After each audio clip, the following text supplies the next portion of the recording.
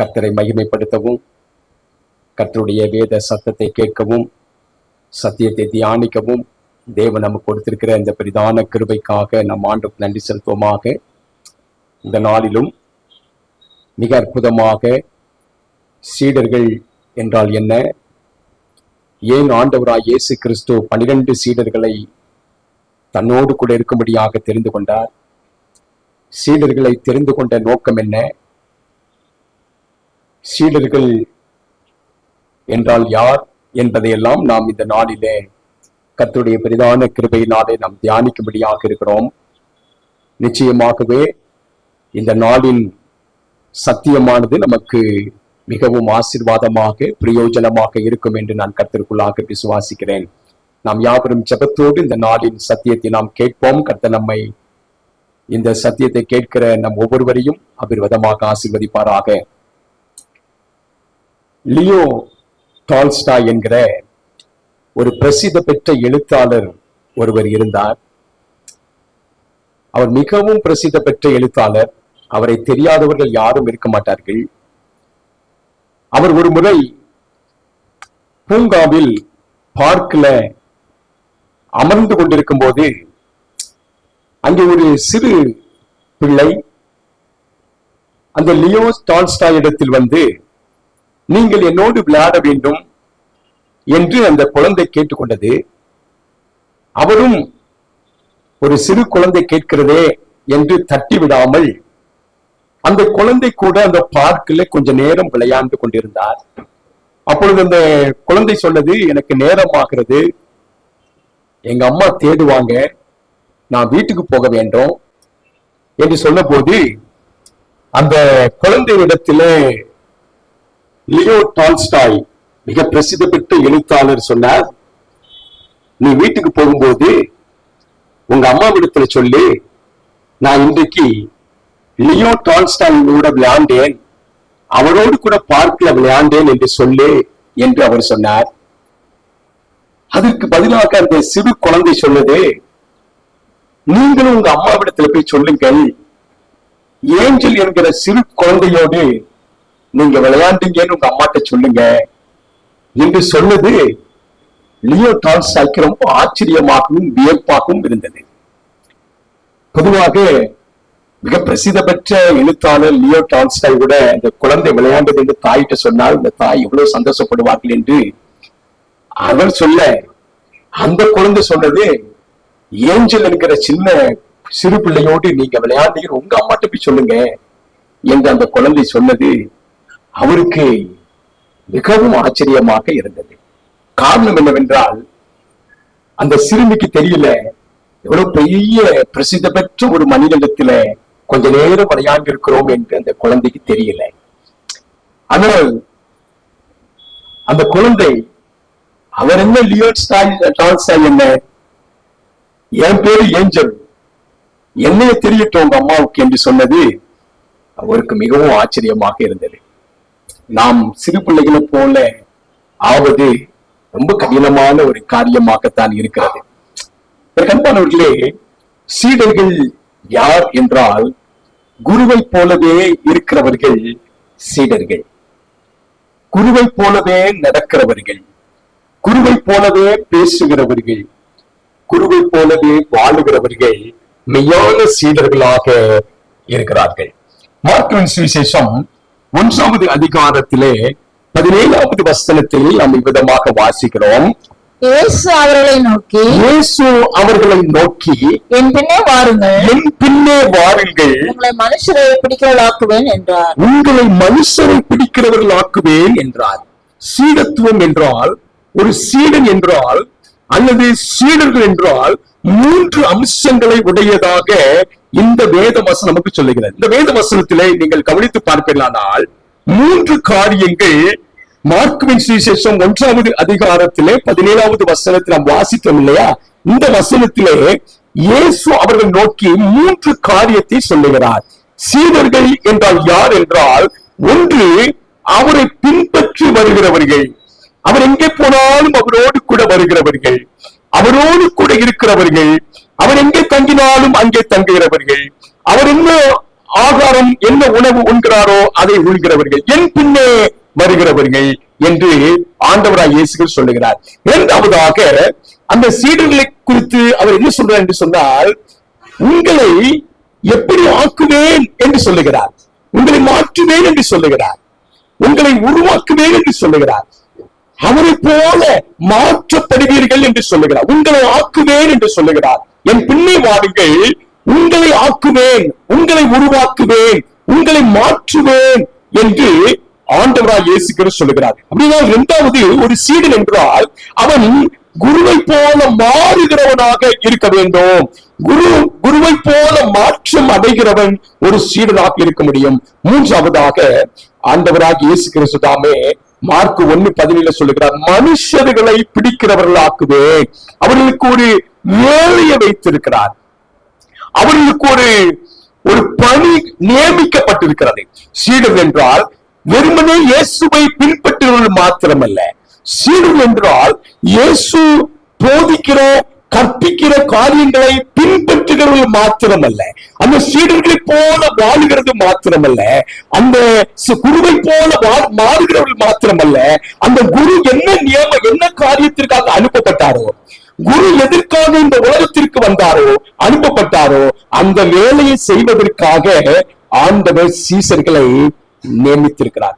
மனுஷர்களை பிடிக்கிறவர்களாக்க வேண்டும் என்பதற்காக ஆண்டவர் சீசர்களை நியமனம் பண்ணுகிறார், சீசர்களை தெரிந்தெடுக்கிறார், சீசர்களை தம்மோடு கூட இருக்கும்படியாக அவர்கள் வைத்திருக்கிறார். மத்தேயு சுவிசேஷம் 28வது அதிகாரத்தை நாம் திருப்பி 19வது வசனத்தை நாம் வாசிக்க வேண்டும். ஆகையால் நீங்கள் புறப்பட்டு போய், ஆகையால் சீசர்களுக்கு ஆண்டவர் கொடுத்த, தம்முடைய சீடர்களுக்கு ஆண்டவர் கொடுத்த கட்டளை, பிரதானமான கட்டளை என்னவென்றால், ஆகையால் நீங்கள் புறப்பட்டு போய் சகல ஜாதிகளையும் சீஷராக்கி, சகல ஜாதிகளையும் சீஷராக்கி, பிதா குமாரன் பரிசுத்தாவின் நாமத்திலே அவருக்கு ஞானஸ்தானம் கொடுத்து, பிதா குமாரன் பரிசுத்தாவின் நாமத்திலே அவர்களுக்கு ஞானஸ்தானம் கொடுத்து, நான் உங்களுக்கு கட்டளையிட்ட யாவையும் அவர்கள் கைக்கொள்ளும்படி, நான் உங்களுக்கு கட்டளையிட்ட யாவையும் அவர்கள் கைக்கொள்ளும்படி அவர்களுக்கு உபதேசம் பண்ணுங்கள். இதோ உலகத்தின் முடிவு பரியந்தம், இதோ உலகத்தின் முடிவு, உலகத்தின் கடைசி வரைக்கும் சகல நாட்களிலும் நான் உங்களுடனே கூட இருக்கிறேன். அவர் யாரோடு கூட இருக்கிறேன் என்று சொல்கிறார் என்றால், தன்னை பின்பற்றுகிற சீசர்களோடு, தன்னுடைய ஆண்டவராய் இயேசு கிறிஸ்து சொன்ன போதனைகளை, உபதேசங்களை கடைபிடிக்கிற, அவரை போல மாறுகிறவர்களை குறித்து ஆண்டவர் சொல்லுகிறார். உலகத்தின் முடிவு பரியந்தமோ சகல நாட்கள் உங்களோடு கூட இருக்கிறேன் என்று சொல்லுகிறார். அது மாத்திரமல்ல, இயேசு கிறிஸ்து விட்டு சென்ற அந்த மனுஷர்களை பிடிக்கிற, ஆண்டவருடைய கட்டளைகளை யாவும் கை கொண்டு அவர்களுக்கு மற்றவர்களுக்கு உபதேசம் பண்ணி அவர்களை சீசர் ஆக்குகிறவர்களை குறித்து ஆண்டவர் சொல்லுகிறார், சகல நாட்களிலும் நான் உங்களோடு கூட இருக்கிறேன் என்று கர்த்தர் சொல்லுகிறார். எனக்கு அன்பான தேவனுடைய பிள்ளைகளே, இயேசு கிறிஸ்து இரண்டாம் முறையாக வரும்போது ஒரு மீதமான கூட்டம் இருப்பார்கள். அவர்கள் யார் என்றால் சீடர்கள். எனக்கு அன்பான தேவனுடைய பிள்ளைகளே, அவர்களுக்குத்தான் இந்த கட்டளை கொடுக்கப்பட்டிருக்கிறது, அவர்களுக்குத்தான் இந்த அருமையான ஆசீர்வாதமும் வாக்குத்தத்தமும் அவர்களுக்கே உரியதாக இருக்கிறது. வெளிப்படுத்த 21வது அதிகாரத்திலே 14வது வசனத்தை நாம் வாசிப்போம். நகரத்தின் மதிலுக்கு 12 அஸ்திபாரங்கள் கற்கள் இருந்தன. நகரத்தின் மதில்களுக்கு 12 அஸ்திபார கற்கள் இருந்தன. அவைகள் மேல் ஆட்டுக்குட்டியானுடைய 12 அப்போஸ்தலரின் 12 நாமங்களும் பதிந்திருந்தன. 12 அப்போஸ்தலரின் 12 நாமங்களும் பதிந்திருந்தன. இந்த சீசர்கள் தான் அப்போஸ்தலர்கள். இந்த சீசர்கள் அப்போஸ்தலர்களுடைய அஸ்திபாரத்திலே, எனக்கு அன்பான தேவனுடைய பிள்ளைகளே, நம்முடைய சபை மாத்திரமல்ல, பரலோகத்தின் நகரம் கட்டப்பட்டிருக்கிறது. எனக்கு அன்பான தேவனுடைய பிள்ளைகளே, இந்த உலகத்திலே ஒரு சபைக்கு அஸ்திபாரம் யார் என்றால் அவர்கள் சீசர்கள். அவர்கள் சீசர்கள். ஆயிரதான் ஆண்டவர் பரலோகத்தினுடைய நகரத்தின் அஸ்திபாரமாக 12 அப்போஸ்தலருடைய நாமங்கள், 12 அப்போஸ்தலருடைய நாமங்கள் அங்கே பதிக்கப்பட்டிருக்கிறது. அதற்காக நான் ஆண்டவரை ஸ்தோத்திரிக்கிறேன். எனக்கு அன்பான தேவனுடைய பிள்ளைகளே, ஆண்டவராய் இயேசு கிறிஸ்துவுக்கு எத்தனை சீடர்கள் இருந்தார்கள் என்று பரிசுத்த வேதத்திலே நாம் கவனித்து பார்ப்போமேயானால், சிலர் இயேசு கிறிஸ்துவுக்கு 70 சீஷர்கள் இருந்தார்கள் என்று சொல்லுகிறார்கள். லூக்காவின் சுவிசேஷம் 10வது அதிகாரம் 1வது வசனத்தை வாசிப்போம். இவைகளுக்கு பின்பு கர்த்தர் வேறு 70 பேரை நியமித்து, இவைகளுக்கு பின்பு கர்த்தர் வேறு 70 பேரை நியமித்து, நாம் போகும் சகல பட்டணங்களுக்கும் இடங்களுக்கும் அவர்களை நமக்கு முன்னே 2 பேராக அனுப்பினார். தமக்கு முன்னே 2 பேராக அனுப்பினார். இயேசு கிறிஸ்துவுக்கு 70 சீஷர்கள் இருந்தார்கள் என்று சிலர் இந்த வசனத்தை வாசிக்கும் போது அவர்கள் அறிந்து கொள்கிறார்கள். இன்னும் சிலர் சொல்லுகிறார்கள், இயேசு கிறிஸ்துவுக்கு எத்தனை சீஷர்கள் இருந்தார்கள் என்பதற்கு அப்போஸ்தலர் 1வது அதிகாரத்திலே 15வது வசனத்தை வாசிக்கும் போது அங்கே இயேசு கிறிஸ்துவுக்கு எத்தனை சீஷர்கள் இருந்தார்கள் என்பதை குறித்து பரிசுத்த வேதம் சொல்லி அப்போஸ்தலர் 1:15 வாசிப்போம். அந்நாட்களிலே சீஷர்களில் ஏறக்குறைய 120 பேர் கூடியிருந்த பொழுது, அந்நாட்களிலே சீஷர்களில் ஏறக்குறைய 120 பேர் கூடியிருந்த போது, அவர்கள் நடுவிலே பேதுரு எழுந்து நின்று, 120 சீஷர்கள் இயேசு கிறிஸ்துவுக்கோடு இருந்தார்கள் என்று அப்போஸ்தலர் 1:15 நாம் வாசிக்கிறோம். ஆகவே சிலர் எண்ணுகிற போல இயேசு கிறிஸ்துவுக்கு 70 சீஷர்கள் இருந்தார்கள் என்றும், இயேசு கிறிஸ்துவுக்கு 120 சீஷர்கள் இருந்தார்கள் என்றும் எண்ணுகிறார்கள், சொல்லுகிறார்கள். ஆனால் எனக்கு அன்பானவர்களே, யோவான் 6வது அதிகாரத்திலே 66வது வசனத்தை நாம் வாசிக்கும் பொழுது, இயேசு கிறிஸ்துவோடு கூட இருந்தவர்கள் ஏராளமான பேர்கள், எண்ணி முடியாதவர்கள். ஏனென்றால் வேதம் என்ன சொல்லுன்னு கவனித்து பாருங்கள். யோவான் 6வது அதிகாரம் 66வது வசனத்தை வாசிப்போம். அது முதல் அவருடைய சீஷரில் அநேகர் அவருடனே கூட நடவாமல் பின்வாங்கி போனார்கள். சீசர் என்று அழைக்கப்பட்டவர்கள் அநேகர் என்றால் எண்ணிக்கையில் அடங்காதவர்கள். அப்படியானால் 70 பேர், 120 பேர் விசேஷமாக பிரத்யேகமாக தன்னுடைய ஊழியத்திற்காக தன்னோடு கூட ஊழியம் செய்யும்படியாக ஆண்டவர் தெரிந்து கொண்டாரை அல்லாமல், அவரோடு கூட இருந்த சீஷர்கள் எண்ணி முடியாதவர்கள். அநேகர் அவருடனே கூட இருந்தார்கள், அநேகர் அவருடனே கூட நடவாமல் பின்வாங்கி போனார்கள் என்று நாம் யோவான் 6வது அதிகாரம் 66வது வசனத்திலே நாம் வாசிக்கிறோம். சீடர்கள் என்றால் யார்? சீடர்கள் என்றால் என்ன? அவர்கள் என்னத்திற்காக இயேசு கிறிஸ்து சீடர்களை தெரிந்து கொண்டார்? சீடர்கள் ஏன் 12 சீடர்களை மாத்திரம் தன்னோடு கூட இருக்கும்படியாக இயேசு கிறிஸ்து தெரிந்து கொண்டார்? சீடர்களை தெரிந்தெடுக்கப்பட்ட நோக்கம் என்ன என்பதை நாம் தீர்க்கமாக தெளிவாக பரிசுத்த வேதத்தில் இருந்து இந்த நாளிலே நாம் தெரிந்து கொள்ளும்படியாக தேவன் நமக்கு உதவி செய்வாராக.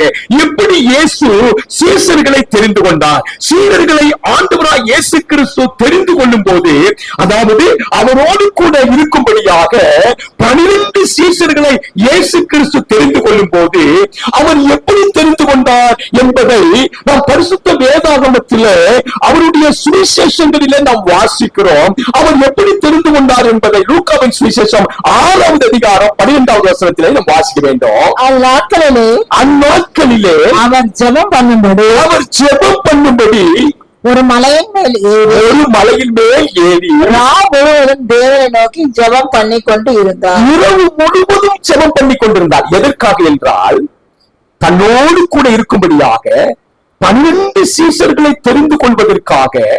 அவர் இந்த உலக அண்ட சராசரங்கத்தையும் உண்டாக்கின இயேசு கிறிஸ்து இந்த உலகத்துக்கு வந்த போது ஒரு 12 சீஷர்களை தெரிந்து கொள்வதற்காக அவர் இரவு முழுவதும் ஜெபம் பண்ணி, அப்படியானால் எனக்கு அன்பான தேவனுடைய பிள்ளைகளே, ஆண்டவராகிய இயேசு கிறிஸ்து தன்னோடு கூட இருக்கும்படியாக இரவும் பகலும் தன்னோடு கூட இருக்கும்படியாக அவர் தெரிந்து கொள்ளப்பட்ட சீஷர்களை அவர் எவ்வளவு கவனமாக, எவ்வளவு கருத்தாக ஜெபத்தோடு அவர் தெரிந்தெடுத்திருக்கிறார் என்பதை கவனிக்க வேண்டும். இன்னைக்கு எனக்கு அன்பான தேவனுடைய பிள்ளைகளே, சபையில் இருக்கக்கூடிய சீஷர்கள் சாதாரணமானவர்கள் அல்ல. ஆண்டவர் இயேசு கிறிஸ்து சீஷர்களை தெரிந்து கொள்ளும் போது அவர் எவ்வளவு ஜெபத்தோடு தம்முடைய சீஷர்களை அவர் தெரிந்து கொண்டார் என்பதை நாம் இந்த வேத வசனத்தில் வாசிக்கிறோம். இரவு முழுவதும் ஜெபம் பண்ணி. எனக்கு அன்பான தேவனுடைய பிள்ளைகளே, ஆண்டவராய் இயேசு கிறிஸ்து அவர் மரிக்கிறதுக்கு முன்னதாக அப்படி அவர் ஜெபம் பண்ணினார். ஆனால் அதற்கு முன்னதாக இயேசு கிறிஸ்து இரவு முழுவதும் ஒரு காரியத்துக்காக ஜெபம் பண்ணாரு சொன்னா, சீசர்களை 12 சீசர்களை தெரிந்து கொள்வதற்காக அவர் எவ்வளவு கவனமாய் தெரிந்து கொள்ள வேண்டும், தேவனுடைய சித்தப்படி தெரிந்து கொள்ள வேண்டும். தன்னுடைய சித்தம் அங்க எதுவுமே நடந்துடக்கூடாது. தன்னோடு கூட இருக்கும்படியாக 12 பேரை தெரிந்து கொள்ள வேண்டும். அந்த 12 பேர் எப்படி இருக்க வேண்டும், அந்த 12 பேர் என்ன செய்ய வேண்டும், அவர்களுடைய நோக்கம் என்ன, அவர்களை தம்மோடு கூட வைத்துக் கொள்ளும் போது அவர்களுக்கு என்ன கற்பித்துக் கொடுக்க வேண்டும், எல்லாவற்றையும் அப்படி மனதில் வைத்து இரவு முழுவதும் ஆண்டவராய் இயேசு கிறிஸ்து ஜெபம் பண்ணி அதிகாலையிலே தம்முடைய சீசர்கள் எல்லாரையும் அழைத்து அவர்களிலே 12 பேரை தன்னோடு கூட இருக்கும்படியாக இயேசு கிறிஸ்து தெரிந்து கொள்ளுகிறார். லூக்கா 6:13 வாசிப்போம்.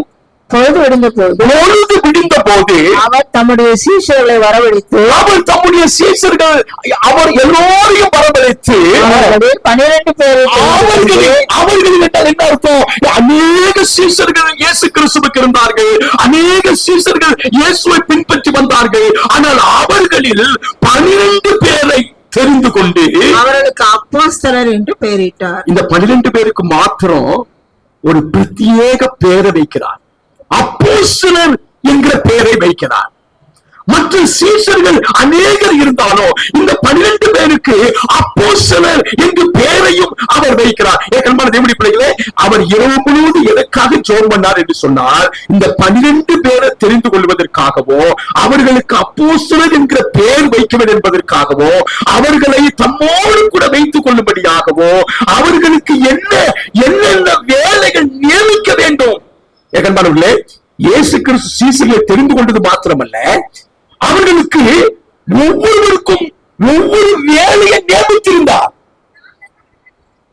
யூதாஸ் காரியத்துக்கு அவன் காணிக்கையை சேகரிக்க வேண்டும், பத்திரப்படுத்த வேண்டும், பொக்கிஷதாரராக ஒவ்வொருவருக்கும் ஒவ்வொரு காரியத்தை அவர் நியமித்தார். இதற்காக இயேசு கிறிஸ்து இரவு முழுவதும் பிதாவிடத்தில் ஜெபம் பண்ணி அவருடைய சித்தம், ஆண்டவரே உம்முடைய சித்தப்படி என்னோடு கூட இருக்கும்படியாக நம்மை கவனித்துக் கொள்ள பிரியமானவர்களே, நாம் ஆண்டவராய் இயேசு கிறிஸ்து 2ஆம் முறையாக வரும்போது அவரோடு கூட இருக்கும்படியாக ஆண்டவர் 1,44,000 பேரை பிரத்யேகமாக இந்த உலகத்திலிருந்து ஏராளமான ஜனங்கள் பரலோகத்துக்கு வந்தாலும் ஒரு மீதமான கூட்டத்தை தம்மோடு கூட இருக்கும்படியாக, தம்மோடு கூட பரலோகத்திலே ஆண்டவரோடு ஊழியம் செய்யும்படியாக 1,44,000 பேரை மாத்திரமே தெரிந்து கொள்கிறார். இப்பொழுது இந்த சீசர்களை தெரிந்து கொண்ட நோக்கத்தை நாம் அறிவோமையானால், இந்த சீஷர்கள் என்றால் யார்? அப்போஸ்தலர்கள் என்று அவருக்கு பெயர் வைக்கிறார். அனுப்பப்படுகிறவர்கள். அப்போஸ்தலர் என்றால் அவர்கள் தெரிந்து கொள்ளப்பட்டவர்கள், அவர்கள் இந்த உலகத்திற்கு அனுப்பப்படுகிறவர்கள். அப்போஸ்தலர் என்று அவர்களை பெயரிடுகிறார். என் அன்பான தேவனுடைய பிள்ளைகளே, நீங்கள் நன்றாய் கவனித்து பார்க்க வேண்டும். ஆண்டவராய் இயேசு கிறிஸ்து ஒன்று இரவு முழுவதும் அவர் ஜெபம் பண்ணி தெரிந்து கொண்டது காரணம் என்னன்னா, பிதாவுடைய சித்தத்தை செய்வதற்காக மிகவும் கவனமாக ஆண்டவராய் இயேசு கிறிஸ்து தம்முடைய சீசர்களை தெரிந்து கொண்டார். இரண்டாவதாக அவர்களுக்கு வேலை என்ன என்பதை நியமிப்பதற்காக அவர்களுக்கு அப்போஸ்தலர் என்று பெயரிடும்படியாக அவர்களை தெரிந்து கொண்டார். எப்படி இயேசு சீசர்களை தெரிந்து கொண்டார்? மார்க்கு சுவிசேஷம் 3ஆம் அதிகாரம் 13ஆவது வசனத்தை வாசிப்போம். மார்க்கு சுவிசேஷத்திலும் இயேசு கிறிஸ்து தம்மோடு கூட இருக்கும்படியாக பிரத்யேகமாக 12 பேரை அவர் தெரிந்து கொண்ட நோக்கம் என்ன? மார்க்கு 3:13 வாசிப்போம். பின்பு அவர் ஒரு மலையின் மேல் ஏறி நமக்கு சித்தமானவர்களை நம்மிடத்தில் வரவழைத்தார். அவர்கள் அவரிடத்திற்கு வந்தார்கள். அவர்கள் அவரிடத்தில் இயேசுவினிடத்தில் வந்தார்கள். 14வது வசனம். அப்பொழுது அவர் 12 பேரை தெரிந்து கொண்டு அவர் 12 பேரை தெரிந்து கொண்டு அவர்கள் தம்மோடு கூட இருக்கவும் பிரசங்கம் பண்ணும்படியாக அவர்களை அனுப்பவும் 15வது வசனம். வியாதிகளை குணமாக்கி விசுவாசிகளை துரத்தும்படி அவர்கள் அதிகாரமுடையவர்களாய் இருக்கவும் அவர்களை ஏற்படுத்தினார். அவர்களை என்ன செய்வார்? ஆண்டவராய் இயேசு கிறிஸ்து இந்த 12 பேரை தம்மோடு கூட இருக்கும்படியாக, பிரசங்கம் பண்ணும்படியாக, வியாதிகளை குணமாக்கும்படியாக, பிசாசுகளை துரத்தும்படியாக, எனக்கு அன்பான தேவனுடைய பிள்ளைகளே, அவர்களை அதிகாரம் உள்ளவர்களாக ஏற்படுத்தினார். அதிகாரம் கொடுத்து அவர்களை ஏற்படுத்தினார். எனக்கு அன்பான தேவனுடைய பிள்ளைகளே, இந்த சீசர்கள் 12 சீசர்களை ஆண்டவர் தெரிந்து கொண்ட நோக்கம் என்ன? எதற்காக 12 பேரை ஆண்டவராய் இயேசு கிறிஸ்து தெரிந்து கொண்டார்? 12 பேரை தெரிந்து கொண்ட அந்த சீசர்களுடைய பட்டியலை எனக்கு அன்பானவர்களே வேதத்துல 3 இடத்தில் நாம் வாசிக்கிறோம். மத்தேயு சுவிசேஷம் 10வது அதிகாரம் 2-3 வசனங்களில நாம் வாசிக்கிறோம். மார்க்குவின் சுவிசேஷம் 3வது அதிகாரம் 13 - 19 வசனங்கள் முடிய ஆண்டவராய் இயேசு கிறிஸ்து 12 பேரை தெரிந்தெடுத்து அவருடைய பெயர் பட்டியலை நாம் பரிசுத்த வேதத்துல வாசிக்கிறோம். லூக்காவின் சுவிசேஷம் 6வது அதிகாரம் 12 - 16 வசனங்கள் முடிய ஆண்டவராய் இயேசு கிறிஸ்து 12 சீசர்களை அவர்களுக்கு அப்போஸ்தலர்கள் என்று பெயரிட்டு அவர்களை தம்மோடு கூட இருக்கும்படியாக தெரிந்து கொண்டதை நாம் அங்கே வாசிக்கிறோம். ஏன் ஆண்டவராய் இயேசு கிறிஸ்து 12 சீசர்களை தெரிந்து கொள்ள வேண்டும்? எல்லாரும் அவருடைய சீசர்களாக இருக்கக்கூடாதா? எல்லாரும் அப்போஸ்தலராக இருக்க முடியாதா என்றால், எனக்கு அன்பானவர்களே, இது தேவனுடைய சித்தமாக இருக்கிறது. ஆண்டவர் தம்முடைய பிதாவுடைய சித்தத்தை செய்யவே இந்த உலகத்திற்கு வந்தார். ஆகவே இயேசு கிறிஸ்து 12 பேரை சரியாக அவர்களை தேர்ந்தெடுத்து அவர்களுடைய பெயரை பட்டியலிட்டு பரிசுத்த வேதத்தில் கொடுக்கப்பட்டிருக்கிற அந்த வேத அதிகாரத்தை உங்களுக்கு சொன்னேன். எனக்கு ரொம்ப ஆச்சரியம். எனக்கு அன்பானவர்களே, இந்த 3 சுவிசேஷத்திலும் நாம் சொன்னேன் இல்லையா, இந்த 3 சுவிசேஷத்திலும் இந்த 12 பேருடைய பெயர் பட்டியல் ஒரே மாதிரியாக வரவில்லை. 3 சுவிசேஷத்திலும் அவருடைய பெயர் மாறி மாறி வருகிறது. ஒன்றின் பின் ஒன்றாக அவர்களுடைய பெயர் கொடுக்கப்படவில்லை. அப்படியானால் எனக்கு அன்பானவர் நாம் அறிந்து கொள்ள வேண்டும், இந்த 12 பேரும் ஒரே மாதிரி குணங்கள் உடையவர்கள் அல்ல. இந்த 12 பேரும் ஒரே சுபாவம் உடையவர்கள் அல்ல. இந்த 12 பேரும் ஒரே தன்மை உடையவர்கள் அல்ல. அவர்கள் 12 பேரும் வித்தியாசமானவர்களாக இருந்தார்கள். அவருடைய குணங்களிலோ, அவருடைய நடத்தையிலோ, அவருடைய காரியங்களோ வித்தியாசமாக இருந்தது. ஆகவே ஆண்டவராய் இயேசு கிறிஸ்து அவருடைய பெயர் பட்டியலை குறிப்பிடும் போது ஆவியானவர் ஒரே மாதிரியாக 3 சுவிசேஷத்திலும் குறிப்பிடவில்லை. மாற்றி மாற்றி அவருடைய பெயர் என்ன செய்கிறார்? குறிப்பிடுகிறார். என்ன அர்த்தம் என்றால், அவர்கள் யாரும் ஒன்றாக இல்லை. ஒவ்வொருவரும் ஒவ்வொரு தனித்துவம் வாய்ந்தவர்களாக அவர்கள் இருந்தார்கள். ஆச்சரியமாக இல்லையா? பிள்ளைகளே, அவர்கள் ஒருவரும் ஒன்றாக இருக்கவில்லை. அவர்கள் ஒவ்வொருவரும் வித்தியாசமானவர்கள் இருந்தார்கள். இரண்டாவதாக, இந்த 12 பேரை ஆண்டவர் தெரிந்து கொள்ளும் போது அதுல பேதுரு ரொம்ப பெரியவர், அவர் மூத்தவர், அவர் முதலானவர் என்று இயேசு கிறிஸ்து யாரையும் அந்த 12 பேர்ல ஒருவர் பெரியவராகவும் ஒருவர் சிறியவராகவும் ஒருவர் ரொம்ப சிறியவராகவும் இயேசு கிறிஸ்து தெரிந்து கொள்ளவில்லை. ஆண்டவராய் இயேசு கிறிஸ்து 12 பேரை தெரிந்து கொள்ளும் போது அந்த 12 பேரை தங்களுக்குள்ள சொன்னார்கள், நம்மில யார் பெரியவர் என்று கேட்டார்கள். அல்லாமல் இயேசு கிறிஸ்து நீதான் பெரியவர், நீதான் அவனுக்கு கொஞ்சம் சிறியவர் என்று 12 பேரை ஆண்டவர் பிரித்து காட்டவே இல்லை.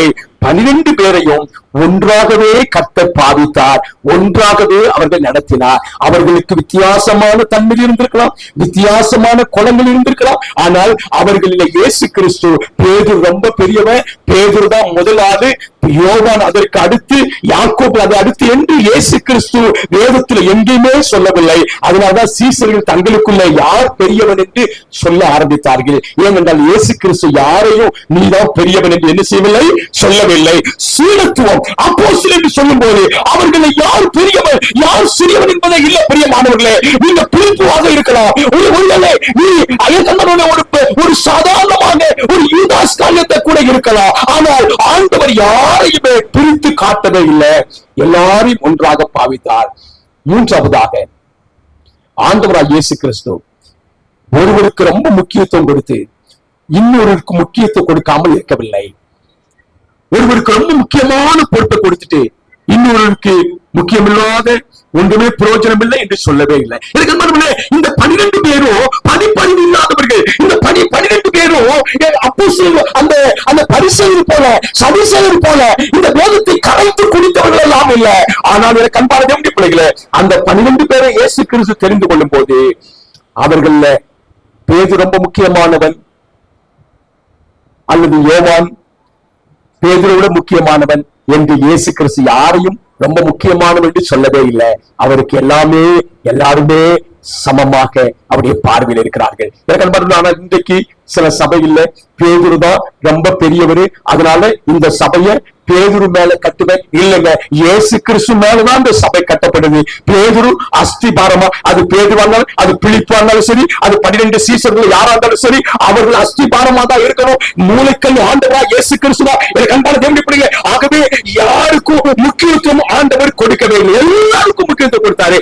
யாரும் சிறந்தவர் என்று ஆண்டவர் யாரையும் சுட்டி காட்டவில்லை, எல்லாரும் சிறந்தவர்களாக இயேசு கிறிஸ்துவுடைய பார்வையில் இருந்தார்கள். இயேசு கிறிஸ்து ஏன் 12 சீசர்களை மாத்திரம் தெரிந்து கொள்ள வேண்டும் என்று சொன்னார்? பழைய ஏற்பாட்டில இந்த 12 கோத்திரங்களுக்கு ஆண்டவர் உடன்படிக்கை ஏற்படுத்தியிருந்தார். பழைய ஏற்பாட்டில ஆண்டவருடைய சித்தம், பிதாவுடைய சித்தம் என்னன்னா 12 கோத்திரம் இருக்க வேண்டும். அந்த 12 கோத்திரத்துக்கு ஆண்டவர் உடன்படிக்கையோ, அந்த 12 கோத்திரத்திற்கு ஆண்டவர் தம்முடைய பிரமாணத்தையோ, அந்த 12 கோத்திரத்துக்கு ஆண்டவர் தெய்வமாகவோ, அந்த 12 கோத்திரத்தை அவர் தமக்கு சொந்த சம்பத்தாகவோ தெரிந்து கொண்டபடினாலே புதிய ஏற்பாட்டில் ஆண்டவராய் இயேசு கிறிஸ்து ஒரு புதிய ஏற்பாட்டு உடன்படிக்கை ஏற்படுத்தும் போதும் 12 சீசர்களை கொண்டு அப்போஸ்தலரை கொண்டு உடன்படிக்கை ஏற்படுத்தினார். எனக்கு அன்பான தேவனுடைய பிள்ளைகளே, பழைய ஏற்பாட்டில் ஒன்றும் புதிய ஏற்பாட்டில் ஒன்றுமாக இயேசு கிறிஸ்து செய்யவில்லை. இதற்காக தான் இயேசு கிறிஸ்து இரவு முழுவதும் ஜெபம் பண்ணி பழைய ஏற்பாட்டில் 12 கோத்திரத்தை நீர் ஏற்படுத்தினீர் ஆண்டவரே, இந்த புதிய ஏற்பாட்டிலும் 12 சீசர்கள் 12 அப்போஸ்தலர்களை ஏற்படுத்த வேண்டுமே என்று ஜெபத்தோடு ஆண்டவராய் இயேசு கிறிஸ்து 12 அப்போஸ்தலர்களை அவர் நியமித்ததை நாம் வேதத்தில் வாசிக்கிறோம். ஆண்டவராய் இயேசு கிறிஸ்து மாத்திரமல்ல, பவுலார் தன்னுடைய நிருபத்தில் சொல்லும் போது கூட 12 சீசர்களுக்கு தரிசனமானார் என்று பவுலாரும் தன்னுடைய நிருபத்தில் எழுதியிருக்கிறார். அப்படியே பவுலாருக்கு தெரிகிறது 12 அப்போஸ்தலர்கள் தான் ஆண்டவராய் இயேசு கிறிஸ்து ஏற்படுத்தினார் என்று. பரலோகத்திலே 12 வாசல்கள் இருக்கிறது. பரலோகத்தில் எருசலேம் அந்த பட்டணத்தை 12 வாசல்களும் 12 அஸ்திபாரமும் இருக்கிறது. காரணம் இல்லாமல் ஆண்டவராகிய தேவன் பரலோகத்தின் அந்த எருசலேம் மகா நகரமானது 12 வாசலும் 12 அஸ்திபாரமாக இருக்க வேண்டும். எனக்கு அன்பான தேவனுடைய பிள்ளைகளே, இது பரலோகத்தின் தேவனுடைய சித்தமாக இருக்கிறது. அந்த சித்தத்தை செய்வதே இயேசு கிறிஸ்துவின் நோக்கமாக இருந்தது. எனக்கு அன்பானவர்களே, 1,44,000 பேர் யார் என்பதை குறித்து வெளிப்படுத்த சொல்லும் பொழுது 12 கோத்திரத்திலே 12,000 என்று சொல்லி அவர் 1,44,000 பேர் 12 கோத்திரத்தில் இருந்து 12,000 பேரை தெரிந்தெடுத்து கடைசியாக ஆண்டவராய் இயேசு கிறிஸ்து வரும்போது இரத்த சாட்சியா இருக்க போகிறவர்கள் இந்த 1,44,000 பேர் என்பதை நாம் வேதத்திலே வாசிக்கிறோம். ஆகவே எனக்கு அன்பான தேவனுடைய பிள்ளைகளே, இந்த 12 கோத்திரம் பழைய ஏற்பாட்டிலே, 12 அப்போஸ்தலர்கள் புதிய ஏற்பாட்டிலே, பரலோகத்திலே 12 அப்போஸ்தலருடைய நாமங்கள் எழுதப்பட்டிருக்கிறது. 12 கோத்திரத்தினுடைய நாமம் அங்கே எழுதப்பட்டிருக்கிறது. எனக்கு அன்பானவர்களே, அங்கே ஆண்டவருடைய பிள்ளைகள் 1,44,000 பேர் இயேசு கிறிஸ்துவோடு கூட ஊழியம் செய்யும்படியாக ஒவ்வொரு கோத்திரத்திலும் 12,000 என்று சொல்லி 1,44,000 பேர் அவரோடு கூட நித்தியமாய் பரலோகத்திலையும் புதிய வானம் புதிய பூமியிலும் ஊழியம் செய்ய போகிறார்கள், ஊழியம் செய்கிறவர்களாக இருப்பார்கள். ஆகவே எனக்கு அன்பான தேவனுடைய பிள்ளைகளே, இந்த 12 என்கிற அந்த எண் மிக மிக அற்புதமான ஒரு எண்ணாக இருக்கிறது. அதை தவிர பரிசுத்த வேதாகமத்திலே 3 பேரை அப்போஸ்தலர் என்று அழைக்கப்படுகிறது. இப்போது உங்களுக்கு ஒரு கேள்வி வரலாம், ஆண்டவராய் இயேசு கிறிஸ்து பழைய ஏற்பாட்டிலே 12 கோத்திரம், புதிய ஏற்பாட்டிலே 12 அப்போஸ்தலர்கள், புதிய வானம் புதிய பூமியிலும் 12 அஸ்திபாரம், 12 வாசல்கள், இதெல்லாம் சரியாக இருக்கிறது. அப்படியானால் ஆண்டவராகிய தேவன் ஏன் பவுல், பர்னபா, இயேசு கிறிஸ்துவினுடைய சகோதரனாகிய யாக்கோபு, இந்த 3 பேரையும் அப்போஸ்தலர் என்று வேதம் அழைக்கிறது. பவுல் அப்போஸ்தலரா? ஆம், அப்போஸ்தலர். கலாத்தியர் 1ஆம் அதிகாரம் 1ஆவது வசனத்தில் வாசிக்கிறோம், பவுல் அப்போஸ்தலர் என்று சொல்லப்பட்டிருக்கிறது. அப்போஸ்தலர் 14 நாம் அப்போஸ்தலர் 14ஆவது அதிகாரம் 14ஆவது வசனத்தை வாசிக்கும் போது பர்னபா என்கிற ஒருவரை அப்போஸ்தலர் என்று வேதம் சொல்லுகிறது. 3ஆவதாக இயேசுவின் சகோதரனாகிய யாக்கோபு. இந்த யாக்கோபை குறித்து கலாத்தியர் 1ஆவது அதிகாரம் 19ஆவது வசனத்திலே இந்த யாக்கோபை குறித்து யாக்கோபு ஒரு நிருபம் இருக்கிறது இல்லையா, அது இயேசு கிறிஸ்துவின் சகோதரன் எழுதின அந்த யாக்கோபு நிருபம். அந்த யாக்கோபு நிருபத்தை எழுதின அந்த யாக்கோபை குறித்து பரிசுத்த வேதம் சொல்லுகிறது, அவர் அப்போஸ்தலர் என்று சொல்லப்பட்டிருக்கிறது. அப்படியானால் இவர்கள் பவுலும் பர்னபாவும் இயேசுவின் சகோதரனாகிய யாக்கோபும் விசேஷமான அப்போஸ்தலர்கள். இப்போது நீங்க கேட்கலாம், இவங்க ஏன் விசேஷமான அப்போஸ்தலர் என்று சொன்னார்? கண்பானவர்களே, இந்த பவுல், பர்னபா, யாக்கோபு என்பவர்கள் உலகம் எங்கிலும் இருக்கிற புறஜாதியார்களுக்கு சுவிசேஷத்தை அறிவிக்கும்படியாக பிரத்யேகமாக இவர்கள் தெரிந்து கொள்ளப்பட்டவர்களாக இருந்தார்கள். ஆகவே அவர்களை குறித்து வேதம் சொல்கிறது அப்போஸ்தலர் என்று அவர்களை விசேஷமாக அழைக்கப்பட்டு. சீசர் என்றால் என்ன? எப்படி சீசர்கள், இயேசு சீசர்களை தெரிந்து கொண்டார்? எதற்காக தெரிந்து கொண்டார்? ஏன் 12 சீசர்களை தெரிந்து கொள்ள வேண்டும்? சீடர்களை தெரிந்து கொள்ள நோக்கம் என்ன? எனக்கன்பான தேவனுடைய பிள்ளைகளே, நன்றாக நீங்கள் கவனிக்க வேண்டும். இந்த 12 சீசர்களை ஆண்டவர் தெரிந்து கொள்ளும் போது இந்த 12 பேரும் எனக்கு அன்பானவர்களே ஏதோ பெரிய காரியம் சாதித்து அவர்கள் சீசர்களாகவே இல்லை. அவர்கள் எது பெரிய காரியத்தை செஞ்சிட்டாங்க, அதனால அவர்களை அழைத்து சீசராக்கவில்லை. அவர்கள் முதலாவது கல்வி அறிவு இல்லாதவர்கள், அவர்கள் படிப்பு அறிவு இல்லாதவர்கள். அப்படி என்ன அர்த்தம்னா, அவர்கள் ஒரு பெரிய கல்லூரியில சேர்ந்து படிக்கவில்லை. அவர்களுக்கு இந்த உலக பிரகாரமான ஞானம் இருந்திருக்கும், கல்வி இருந்திருக்கும். ஆனால் எனக்கு அன்பானவர்களே, அவர்கள் ஒரு 10 படிப்பு படித்தவர்கள் அல்ல. ஒரு பரிசெயரை போல, சைன்செயரை போல அவர்கள் வேதத்தை கற்று தேர்ந்து அறிந்தவர்கள் இல்ல, ஒருவரும் இல்லை. இரண்டாவதாக அந்த 12 சீசர்கள், அந்த 12 அப்போஸ்தலர்கள் அபிஷேகம் பண்ணப்பட்ட ஆசாரியர்களும் அல்ல, ஒரு ஆசாரியர் குடும்பத்தில் இருந்து வந்தவர்களே அல்ல.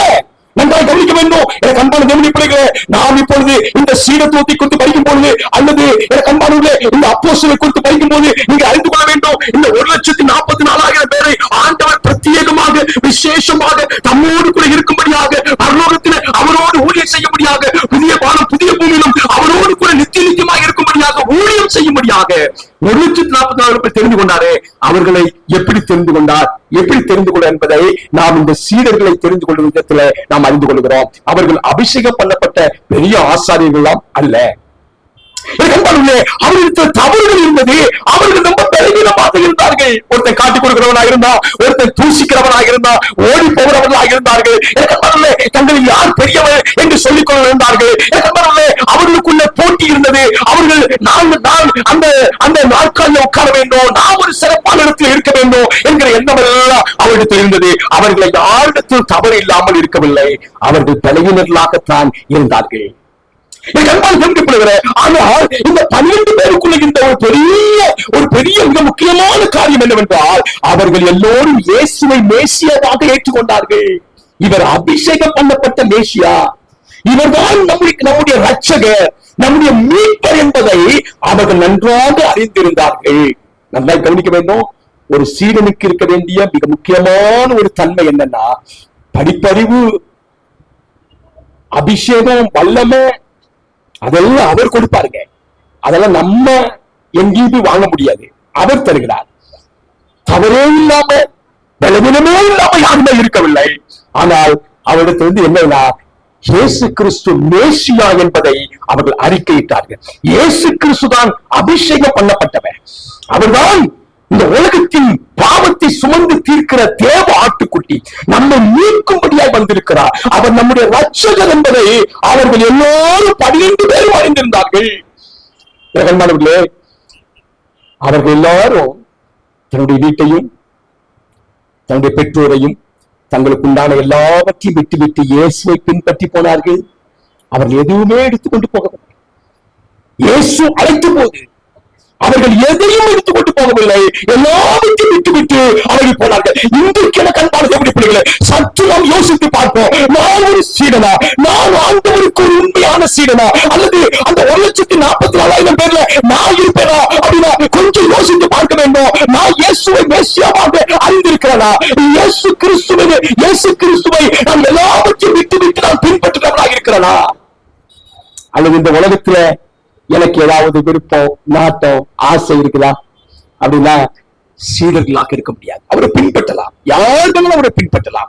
நிறைய பேர் சுகத்திற்காக அவரை பின்பற்றினார்கள், அற்புதத்தை பார்க்கும்படியாக பின்பற்றினார்கள், இயேசு கிறிஸ்துவுடைய குறைகளை கண்டுபிடிக்க வேண்டும் என்று சிலர் பின்பற்றினார்கள். ஆனால் சீசர்கள் மாத்திரமே எல்லாவற்றையும் விட்டுவிட்டு இயேசு கிறிஸ்துவோடு கூட இருக்கும்படியாக அவரை பின்பற்றினார்கள். எவ்வளவு ஆச்சரியம் எனக்கு அன்பான தேவனுடைய பிள்ளைகளே.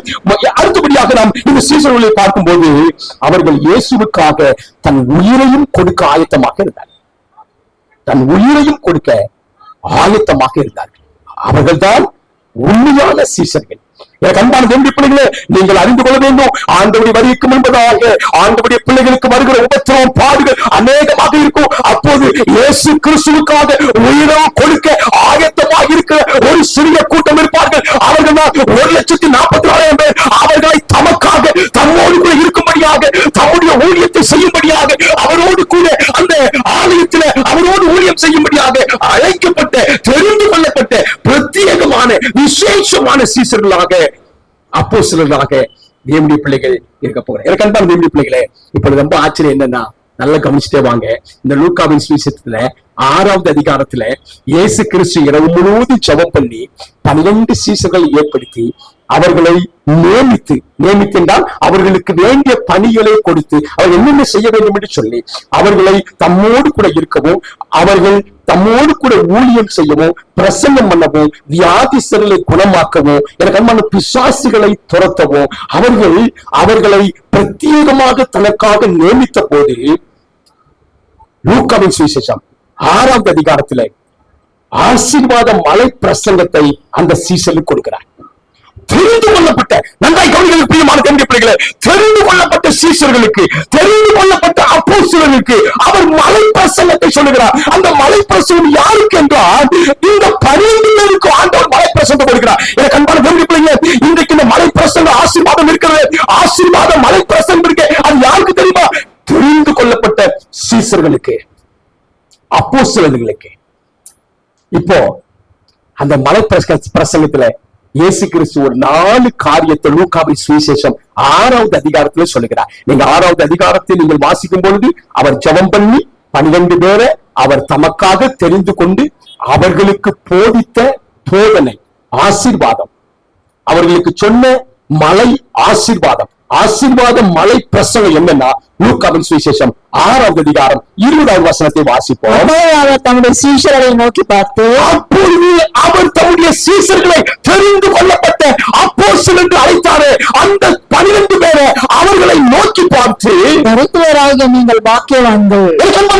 அப்படிப்பட்ட தமக்காக தெரிந்து கொள்ளப்பட்ட, நம்மோடு கூட இருக்கும்படியா தெரிந்து கொள்ளப்பட்ட அந்த சீஷர்கள் 12 பேரை பார்த்து அப்போஸ்தலர் என்று பெயரிட்டு அவர்களுக்கு அவர் சொல்லுகிறார், தரித்திரராகிய நீங்கள் பாக்கியவான்.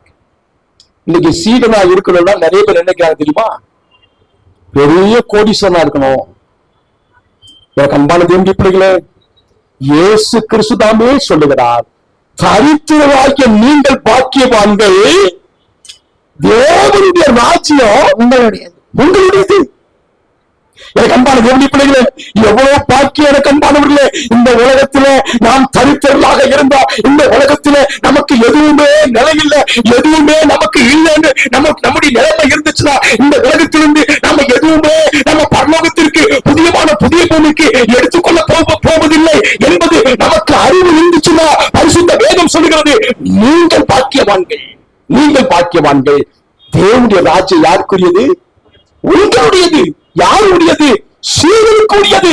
எந்த சீடன்? எல்லாவற்றையும் எல்லாவற்றையும் விட்டுவிட்டு இயேசுவை பின்பற்றுகிற சீசனுக்குரியது. இரண்டாவதாக சொல்லுகிறார் லூக்கா 6வது அதிகாரம் 21வது வசனம். இப்பொழுது பசியா இருக்கிற நீங்கள் இப்போது நீங்கள் நல்லா சாப்பிட்டு கொழுத்து இருக்கிற சீசன் என்று சொல்லவில்லை.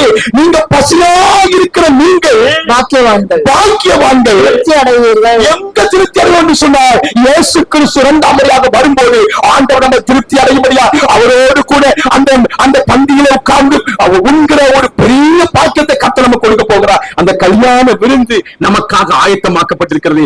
இப்போது பசியா இருக்கிற நீங்கள் பாக்கியவான்கள். எனக்கு அன்பான தேவனுடைய பிள்ளைகளே, நன்றாய் கவனித்துக் கொள்ளுங்கள். சீசன் என்பவன், அப்போஸ்தலன் என்பவன் பெரிய கோடீஸ்வரனாக இருக்க வேண்டும், பெரிய ஆசீர்வாதத்தில் இருக்க வேண்டும் என்பதே அல்ல. அவர்கள் எனக்கு அன்பான தரித்திரராக இருந்தாலும் ஆண்டவருடைய சீசர்கள், அவருடைய தேவனுடைய ராஜ்யம் அவர்களுக்குரியது. அவர்கள் பசியா இந்த உலகத்தில் இருந்தார். அவர்கள் பாக்கியவான்கள், அவர்கள் திருப்தி அடைவார்கள். மூன்றாவது சொல்லுகிறார், நீங்கள் அழுகிற நீங்கள் பாக்கியவான்கள், இப்பொழுது அழுகிற நீங்கள் பாக்கியவான்கள், நகைப்பீர்கள். இந்த உலகத்தில் கண்ணீரே எனக்கு மிச்சமாக இருக்கிறது என்றால் நீங்க தான் சீசர்கள். பிரியமானவர்களே, உண்மையான சீசனுடைய அடையாளத்தை குறித்து இயேசு கிறிஸ்து சொல்லுகிறார். ஒரு உண்மையான சீசன், உண்மையான ஆண்டவரை பின்பற்றுகிறவன் யார் என்றால் அவன் தரித்திரராய் தன்னை பாவிக்க வேண்டும். இரண்டாவதாக பசியாய் இருக்க வேண்டும். இந்த உலகத்துல எல்லாம் நமக்கு கிடைக்க வேண்டும் என்பதில்லை, பசியாய் இருக்க வேண்டும். மூன்றாவதாக அழுது, இந்த உலகத்துல அழுது ஆண்டவருடைய ஆசீர்வாதம் கிடைக்கலையே என்று அழுகிற நீங்கள் பாக்கியவான்கள், இனி நகைப்பீர்கள். எவ்வளவு ஆச்சரியம்! நான்காவதாக சொல்லுகிறார் லூக்கா 6:22 வாசிக்கிறோம். மனுஷகுமார நிமித்தமாக ஜனங்கள் உங்களை பகைத்து, ஜனங்கள் உங்களை பகைத்து, உங்களை புறம்பாக்கி, உங்களை நிந்தித்து, உங்களை கிறிஸ்துவின் நிமித்தமாக நீங்கள் நிந்திக்கப்பட்டு, உங்கள் நாமத்தை பொல்லாததென்று தள்ளிவிடும்போது, பொல்லாதவர்கள் என்று அவர்கள் தள்ளிவிடும் போது நீங்கள் பாக்கியவான்களாய் இருப்ப. இதெல்லாம் நம்முடைய வாழ்க்கையில் நடந்திருந்தால் ஒரு மெய்யான சீடத்துவமாக இருக்கிறோம். உண்மையான சீசன் யார் என்பதை நீங்கள் கண்டுகொள்ள வேண்டும். ஒரு மெய்யான சீசன். எனக்கு அன்பான தேவனுடைய பிள்ளைகளே, இந்த உலகத்துல பாடுகளும் உபத்திரவமும் கண்ணீரும் பலவிதமான இன்னல்களுமே நமக்கு மிஞ்சி இருக்கிறது. அதுதான் ஒரு மெய்யான சீடனுடைய அடையாளம். ஆம், எனக்கு அன்பான தேவனுடைய பிள்ளைகளே, இந்த கடைசி காலத்துல வாழுகிற ஆண்டவருடைய பிள்ளைகளுக்கு ஆண்டவர் சொல்லுகிறார், அந்த ஆசீர்வாத மலை பிரசங்கத்திலே தரித்திரராகிய நீங்கள் பாக்கியவான்கள், தேவனுடைய ராஜ்யம் உங்களுடையது.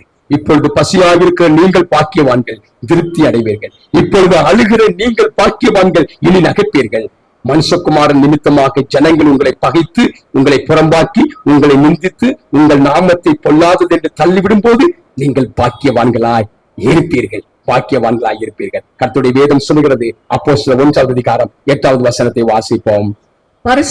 பரிசுத்த ஆவி உங்களிடத்தில் வரும்போது, நீங்கள் பலன் அடைந்து, இடத்தில் வரும்போது, சீசனிடத்தில் வரும்போது நீங்கள் பலன் அடைந்து, எருசலேமிலும் யூதேயா முழுவதிலும் சமாரியாவிலும் பூமியின் கடைசி பரியந்தமும் எனக்கு சாட்சிகளாய் இருப்பீர்கள் என்றார். எனக்கு அன்பான அப்போஸ்தலர் நிருபத்தை ஆரம்பிக்கும் போது 1:8 எங்கெல்லாம் ஆண்டவருடைய பிள்ளைகள் சாட்சியா இருக்க வேண்டும் என்று சொல்றேன் என்றால், எருசலேம், யூதேயா முழுவதிலும், சமாரியாவிலும், பூமியின் கடைசி பரியந்தம். இப்பொழுது இந்த அப்போஸ்தலர் 3 பிரிவாக பிரிக்கிறார்கள். ஒன்று, அப்போஸ்தலர் 1ஆம் அதிகாரத்திலிருந்து 7ஆவது அதிகாரம் வரைக்கும் பேதுருடைய ஊழியம். யாருக்காக என்றால் எருசலேமில் இருக்கிறவர்களுக்காக, யூதர்களுக்காக பேதுருவை ஆண்டவர் குறித்திருந்தார், நியமித்திருந்தார். ஆனால் பேதுருக்கு பிற்பாடு பிலிப்பு ஆண்டவர் பயன்படுத்தினார். 8வது அதிகாரத்தில் இருந்து, அப்போஸ்தலர் 8வது அதிகாரத்திலிருந்து பிலிப்புவை ஆண்டவர் ரொம்ப வல்லமையாய் பயன்படுத்தினார். யாருக்காக என்றால் யூதேயா சமாரியாவில் உள்ள புறஜாதி ஜனங்களுக்காக மிக வல்லமையாய் பயன்படுத்தப்பட்டவர் பிலிப்பு என்கிற சீசன். எனக்கு அன்பானவர்களே, ஆனால் பவுலை ஆண்டவர் தெரிந்து கொண்ட நோக்கம் என்ன தெரியுமா? பூமியின் கடைசி பரியந்தமோ எனக்கு சாட்சியாக இருப்பதற்காக பவுல் என்கிற அப்போஸ்தலனை நான் தெரிந்து கொண்டேன். அப்படியானால் பவுல் அந்த 12 பேர்ல இவர் பிரத்யேகமாக விசேஷமாக தெரிந்து கொள்ளப்பட்டார். எதுக்காகன்னா பூமியின் கடைசி பரியந்தமோ சாட்சியா இருப்பதற்காக பவுலை ஆண்டவர் தெரிந்து கொண்டார். கண்பான பிள்ளைகளை, இந்த நாளிலே இந்த அப்போஸ்தலனை குறித்தும் இந்த சீடத்துவத்தை குறித்தும் 1,44,000 தன்மைகளை குறித்தும் நாம் அறிந்து கொண்டோம். இயேசுவுக்காக தன் ஜீவனையும் விடுவதற்கு ஆயத்தமாக இருக்கிறவர்கள், அவர் எங்கு போனாலும் அவரை பின்பற்றுகிறவர்கள், இந்த உலகத்தில எந்த விருப்பமும் இல்லாதவர்கள், இந்த உலகத்தில் கரைப்படாதவர்கள், எந்த ஆண்டவருடைய பிள்ளைகள் சத்தியத்திற்கு மாறாக சத்தியத்திற்கு கீழ்ப்படியாமல் இராமல் சத்தியத்திற்கு கீழ்ப்படிந்து இயேசு கிறிஸ்து சொன்ன அவருடைய கட்டளைகளை கை கொள்ளுகிறவர்கள், இவர்கள்தான் மெய்யான சீடர்கள், அப்போஸ்தலர் என்று அழைக்கப்பட்டார்கள். இன்றைக்கு நீங்கள் மனதில் சிந்தித்து பாருங்கள், நான் ஒரு மெய்யான நான் சீசனாக இருக்கிறேனா? அப்படி என்றால் இன்றைக்கு ஆண்டவருக்கு உங்களை ஒப்புக் கொடுங்கள். இன்னைக்கு நம்முடைய வாழ்க்கையை நம்ம சிந்தித்து பார்ப்போம், எதில் நாம் பலவீனமா இருக்கிறோம், எது நமக்கு இல்லாமல் இருக்கிறது. கர்த்தர் நிச்சயமாக உங்களுக்கு இந்த மாலையிலே உங்களோடு கூட பேசினார் என்பது எந்த சந்தேகம் இல்லை. கர்த்தர் தாமே உங்களை ஆசீர்வதித்து வழிநடத்துவாராக. ஆமே ஆமே.